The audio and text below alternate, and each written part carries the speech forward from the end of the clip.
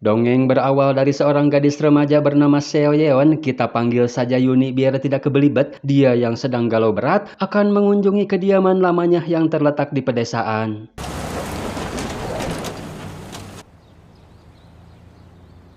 Yang memberi tumpangan pada si Yuni ternyata bukan orang asing. Dia bernama Sung Ho, merupakan pemilik kebun stroberi terbesar di sana. Dia juga sudah sangat mengenal baik dengan keluarganya si Yuni, yang ternyata si Yuni bukan galau akibat digosting, melainkan sang ibunda yang sedang dirawat karena sakit parah. Akibat pikiran yang sangat tarik, si Yuni sampai lupa di mana dia menaruh ponselnya, seraya minjem ponsel Pak Sung untuk menghubungi ponselnya karena si Yuni merasa pasti telah tertinggal di kereta saat di perjalanan tadi. 네.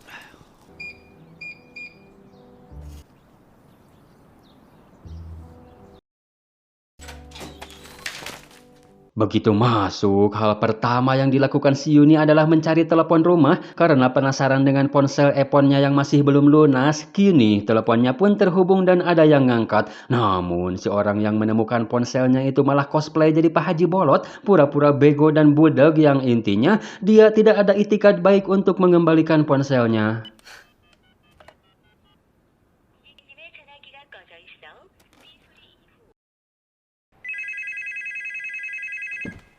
Dan dari sinilah awal mula petaka yang akan dialami si Yuni. Tatkala ada penelepon misterius yang berkata kalau kamu ternyata benar tentang ibunya yang sudah gila dan kini dia telah mengurungnya di rumah. Merasa kalau si penelepon telah salah sambung, belum sempat si Yuni peringatkan kalau dia bukanlah orang bernama Sun He yang dimaksud, telepon pun seketika tertutup begitu saja.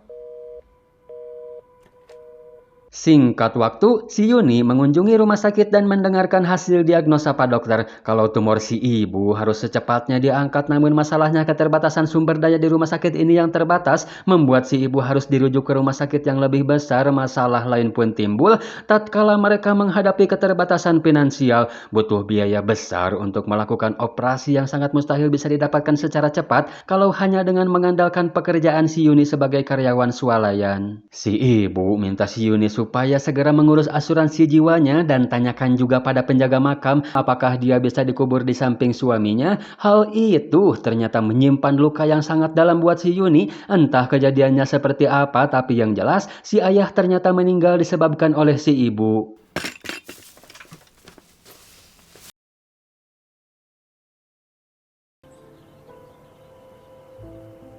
Setelah mengunjungi makam sang ayah, si Yuni buru-buru kembali ke rumah lamanya yang ternyata di sana telepon sudah berdering. Begitu diangkat bukan si penemu ponsel yang diharapkan si Yuni, melainkan si penelepon salah sambung tadi yang berkata semakin aneh kalau ibunya terlihat seperti akan membunuhnya, dan kali ini si Yuni sempat memperingatinya kalau dia telah salah sambung. Namun dia tidak percaya dan kembali menutup teleponnya.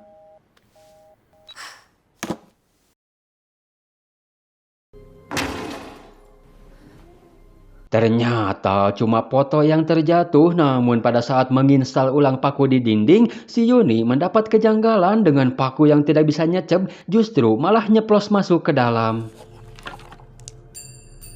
Lantas dia pun ngerungkadin dinding tersebut yang ternyata bukan dari batu bata, melainkan dari triple X alias triplek, dan di balik dinding tersebut ternyata merupakan sebuah jalan menuju ke Rubana.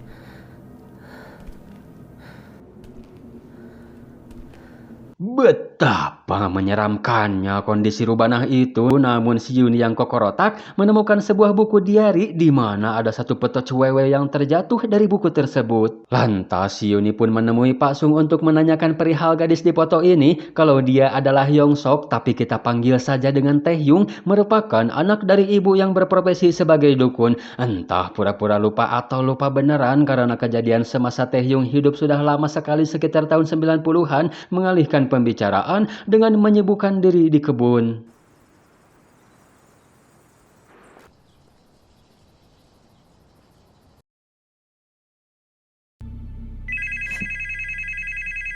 Si Yuni kembali dikagetkan oleh telepon yang berdering, di mana si penelepon misterius itu tetap kekeh kalau yang diteleponnya adalah si Sun He, seraya minta tolong karena ibunya akan membakar dia hidup-hidup. Dan faktanya, si penelepon misterius itu ternyata adalah si Taehyung, dan ini yang terjadi ketika itu, ibunya benar-benar sudah gila dengan selalu nyiksa si Taehyung. Anehnya, efek dari nyala api di masa lalu dapat dilihat dan dirasakan si Yuni di masa depan.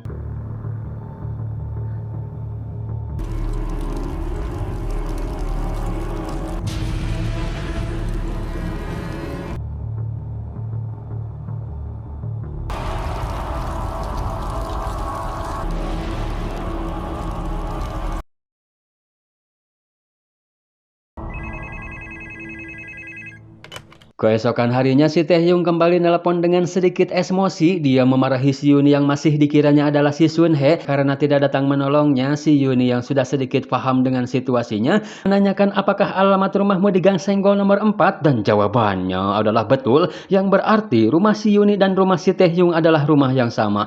Si Yuni juga memberitahu si Taehyung kalau dia menemukan fotonya yang diambil pada tanggal 26 November 1999, sedangkan di si Taehyungnya sendiri mengatakan kalau saat ini masih tanggal 18 November. Si Yuni juga berkata kalau kau telah menulis di buku harianmu kemarin, dan alangkah kagetnya si Taehyung karena kata-katanya sama dengan apa yang dia tulis, seraya melihat sekitar karena merasa dia sedang dipantau oleh seseorang. Si Yuni pun menjelaskan kalau ini memang sangat sulit untuk dipahami, namun faktanya kita berada di rumah yang sama tapi dalam waktu yang berbeda. Si Taehyung yang tidak percaya itu seraya minta maaf dan mengakui salah sambung sebagai penutup pembicaraan. Dicegah si Yuni seraya meyakinkan si Taehyung dengan mencari kejadian hedon di waktu itu dan memberitahu si Taehyung kalau pesawat akan jatuh malam ini di dekat Bandara Gimpo. Singkat waktu, di alam si Taehyung, hari sudah malam dan dia masih sedikit hulang-hulang karena kepikiran dengan orang yang selalu diteleponnya. Dikarenakan si Taehyung tidak kunjung memakan masakan yang telah capek-capek si ibu buat, dia pun ngadat sambil berkata kalau ini pasti karena fungshui rumah ini jelek. Jadi fungshui rumah itu sebuah kepercayaan masyarakat Cina kuno ya gengs, di mana mereka meyakini kalau hunian sama penghuni itu ada semacam hubungan. Nah, si mamah ini menganggap kalau rumah ini dan si Taehyung tidak memiliki kecocokan dan akan segera pindah. Yang tidak lama dari itu tersiar berita jatuhnya pesawat seperti yang dikatakan si Yuni.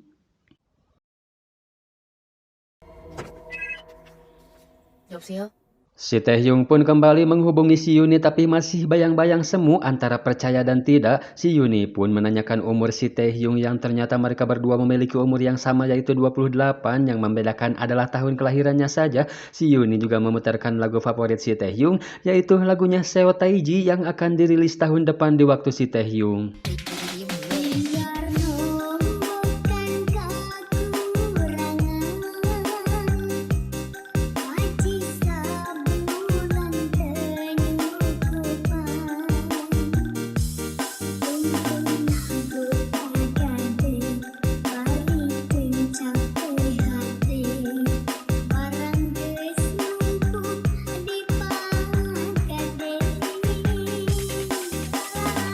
Di mana setelah itu mereka berdua menjadi akrab dan sering teteleponan. Selain sering memperdengarkan lagu favoritnya, si Yuni juga suka bercerita tentang teknologi di masa depan. Salah satunya adalah ponsel cerdas yang bisa melakukan banyak hal, termasuk mendengarkan musik, di mana si Taehyung sendiri kalau mau mendengarkan musik masih menggunakan Walkman. Lantas si Taehyung pun bertanya bagaimana dirinya di masa depan. Sempat akan dicari tahu tapi dicegah si Taehyung karena kata si ibu, dia memiliki nasib yang sangat buruk di masa depan. Yang ternyata si ibu yang selalu kasar padanya itu adalah indung Tere, sedangkan ibu kandungnya sendiri telah lama meninggal. Begitu juga dengan si Yuni yang bercerita kalau ayahnya juga telah meninggal saat si Yuni masih kecil akibat ledakan gas karena si mamah yang lupa matiin kompor. Oh, jadi itu ternyata gengs kenapa si Yuni kurang bersahabat dengan emaknya. Teteleponan pun harus diakhiri dulu karena ibu tiri si Taehyung pulang.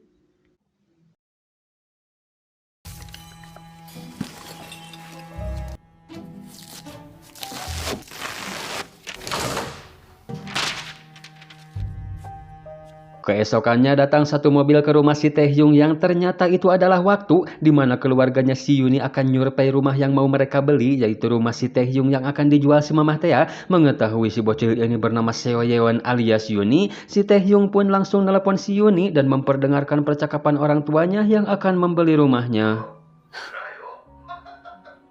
너희 아빠를 내가 다시 살릴 수도 있지 않을까? Hari di mana ayahnya si Yuni akan meninggal pun sudah tiba. Secara diam-diam si Taehyung keluar bermaksud akan menggagalkan kecelakaan di rumah lamanya si Yuni.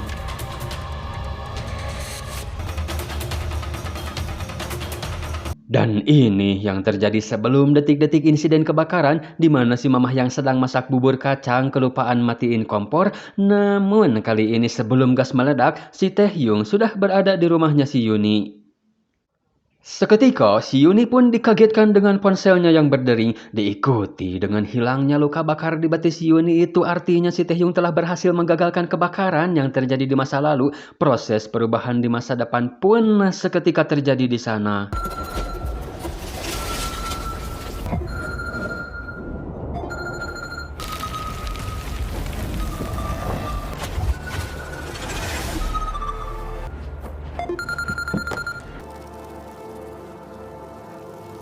Jelas si Yuni yang semakin cetar membahenol pun harus mengikuti perubahan tanpa tahu bagaimana proses hingga saat ini. Namun dia tidak peduli itu, yang terpenting saat ini adalah keluarganya kembali utuh.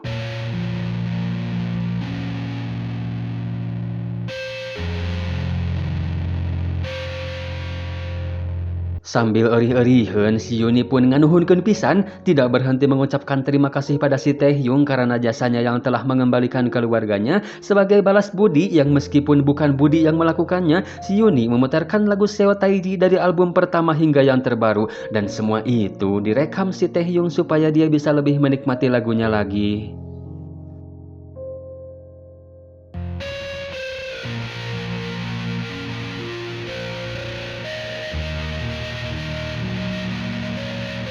Namun ternyata semua yang nampak indah itu tidak selamanya menjadi berkah. Justru kesonoan si Yuni dengan keluarga kecilnya ini merupakan cikal bakal dari petaka yang akan dia dapatkan. Si Yuni yang terlena dengan suasana keluarga kecilnya dengan berbagai macam kesibukan, kesenangan dalam kebersamaan bersama keluarga kecilnya membuat Yuni lupa diri. Dengan jarangnya teteleponan dengan si Taehyung juga ingkarnya janji-janji si Yuni pada si Taehyung.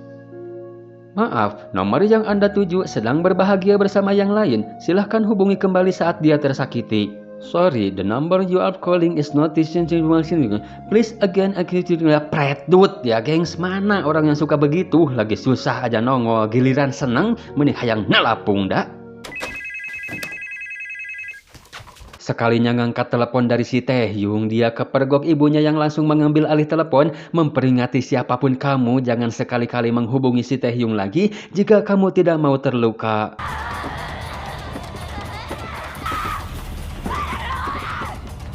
Entah siapa yang ODGJ karena dua-duanya terlihat tidak normal. Keesokannya si Yuni yang kepikiran dengan kejadian semalam, lantas dia pun mencari tahu siapa dan seperti apa kehidupan si Taehyung ini. Mencoba mencari artikel dan mengetikkan nama Taehyung di beberapa sosmed. Alhasil satupun tidak ada yang cocok sehingga tidak mendapatkan sedikit pun informasi tentang si Taehyung. Namun si Yuni kepikiran dengan sosok sang ibunya yang merupakan seorang dukun sehingga artikel tentangnya pun keluar lewat insiden viral berdarah yang telah dilakukan si dukun yang selama ini dia lakukan terhadap si Taehyung ternyata sebagai bentuk eksorsis untuk menyembuhkan penyakit kejiwaan si Taehyung.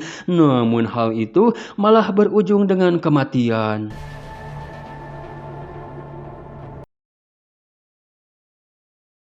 Telepon pun kembali berdering, dia pun berkata sambil masih kesal, tumben kau mengangkat teleponnya lebih cepat. Namun ada hal penting yang mau dibicarakan si Yuni. Dia memberitahu kalau si Taehyung sudah meninggal, juga memberitahunya kapan si dukun akan melakukan eksorsis yang berujung dengan kematian.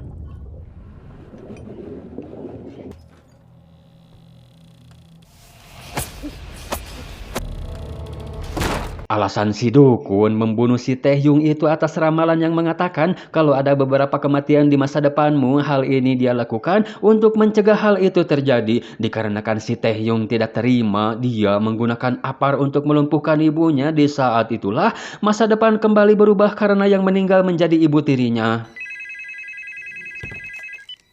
Si Taehyung pun kembali nelpon si Yuni seraya berkata kalau dirinya kini telah terlahir kembali dan kini dia bebas berkeliaran. Kali pertama dalam hidupnya dia merasakan udara bebas.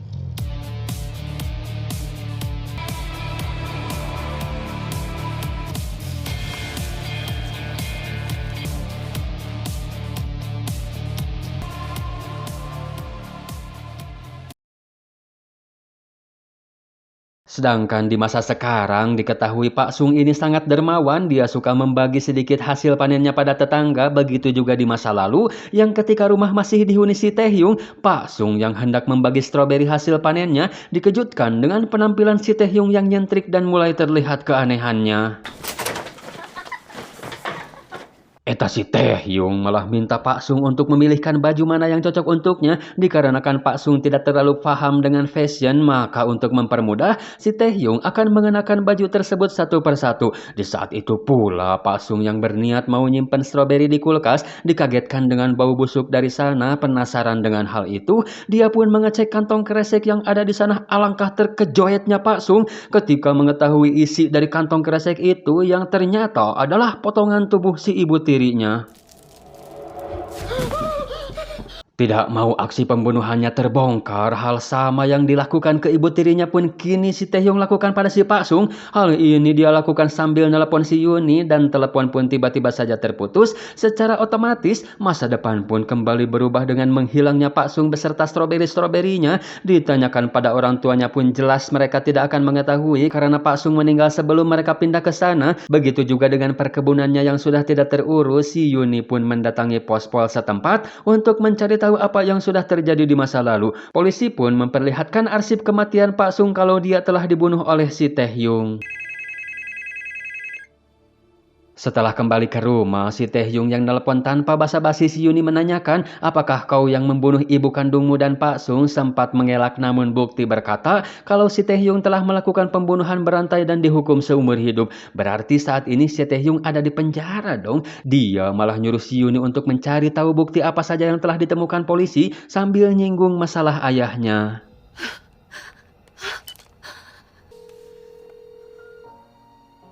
Berulang-ulang si Taehyung nelpon si Yuni namun tak kunjung diangkat juga hingga tiba waktunya di mana ayah si Yuni yang sudah punya janji dengan ibu tiri si Taehyung untuk menyelesaikan jual beli rumah di kantor notaris. Dikarenakan ibunya tidak kunjung datang juga, si ayah pun langsung mendatangi rumahnya. Dari sinilah benih-benih keedanan yang lebih membagongkan lagi mulai tumbuh dalam benak si Taehyung. Sedangkan si Yuninya sendiri yang sedang hulang-hulang dihibur sang ayah untuk belajar nyetir mobil.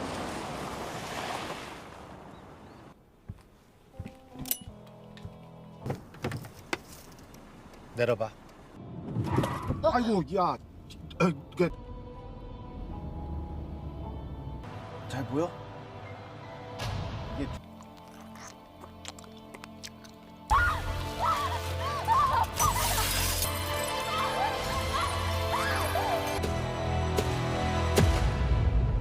Sudah bisa dipastikan ya gengs, kalau si Taehyung telah membunuh ayahnya, masa depan pun kembali berubah dengan menghilangnya si ayah dan seluruh benda yang pernah menjadi miliknya, termasuk rumah yang sudah kembali acak-acakan karena tidak terurus bertahun-tahun lamanya. Keedanan terus berlanjut tatkala nyawa si Yuni berada dalam cengkraman si Taehyung, seraya ngancam si Yuni mau mencari tahu bagaimana polisi menangkapnya atau riwayat hidupmu hanya sampai usia 4 tahun saja. Sadisnya lagi, si Taehyung hanya memberi waktu 1 jam untuk si Yuni mencari tahu bagaimana polisi menangkapnya. Tapi di sini si Yuni tidak sejangar dan sengadeg-deg yang kita pikirkan, gengs. Tidak adanya jaminan keselamatan. Setelah si Yuni memberitahu bagaimana polisi menangkapnya, si Yuni berencana akan menjebak si Taehyung dengan mencari tahu kecelakaan fatal apa yang terjadi di tahun 99. Setelah menganalisa semua rencananya, si Yuni pun langsung menghubungi si Taehyung dan memberitahu kalau pisau yang kamu buang ditemukan seorang pemulung yang disimpan di sebuah gudang lengkap dengan alamatnya. Si Taehyung disuruh cepat karena polisi akan tiba pukul 5 sore ini.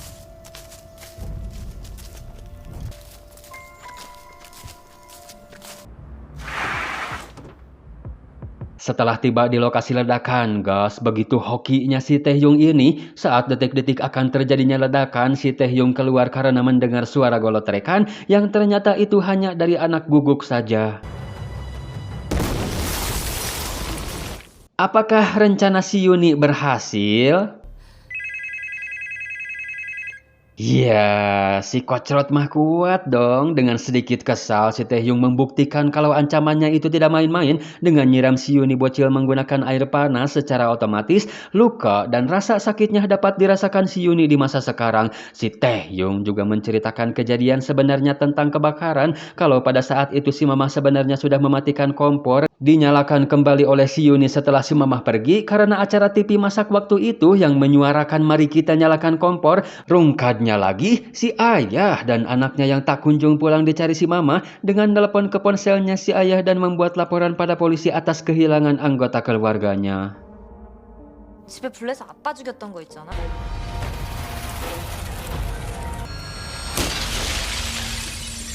Hal itulah yang menyebabkan si Yuni nekat menjebol kaca pospol karena tidak mau kehilangan si Mamah juga untuk mencari tahu di mana alamat si pemulung sebenarnya supaya si Taehyung tidak membunuh si Mamah, hingga si Taehyung pun kini berhasil mengamankan bukti yang bisa menggagalkan dirinya di penjara seumur hidup. Dan masa depan pun seketika kembali berubah dengan rumah yang tiba-tiba menjadi rapih. Itu artinya si Taehyung dia ada di rumah itu saat ini juga. Dan sepertinya si Taehyung di masa depan ini semakin lenger merasa rumah ini sudah tidak aman. Si Yuni pun keluar, namun catatan kepolisian yang sudah update berangsur-angsur berubah. Tertulis mulai dari polisi beserta ibu anak yang hilang mengunjungi rumah si Taehyung dan melakukan panggilan lewat telepon rumah si Taehyung untuk nelpon suaminya. Itu artinya panggilan tersebut nyambungnya akan ke masa depan. Si Yuni pun mau tidak mau harus kembali ke rumah untuk mencari telepon itu.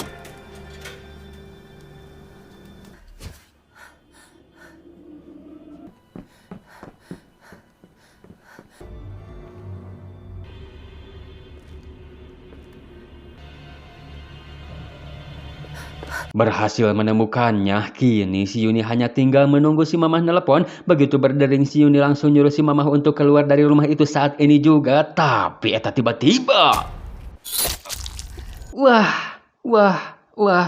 Wah, tanpa banyak BCT, si Taehyung baik masa lalu maupun masa depan, keduanya begitu sangat mengopetkan. Si Yuni dan si Mamah pun kini menjadi buruan si Taehyung. Dengan susah payah, si Yuni akhirnya berhasil ngerebut teleponnya juga dan lari untuk mencari tempat aman.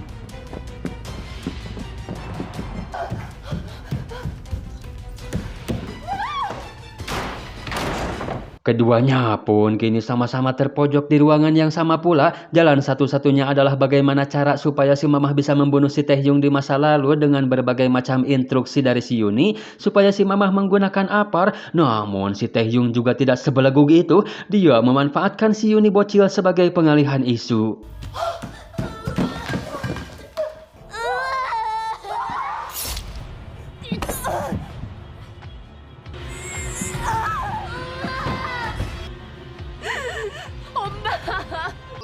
Apakah ini akan jadi akhir dari hidup keluarga si Yuni? Di mana si Taehyung masa sekarang juga berhasil masuk saat kedua Taehyung akan menggacrot si Yuni? Tapi yang terjadi...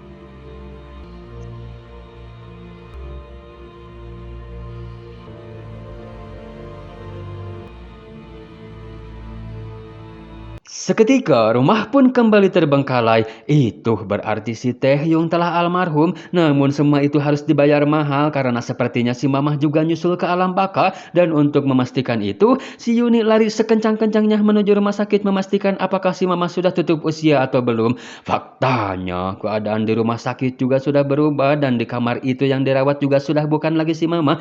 Lantas si Yuni pun menanyakannya pada resepsionis yang ternyata tidak ada data atas nama si Mamah. Begitu juga di makam masih hanya ada kuburan si ayah saja.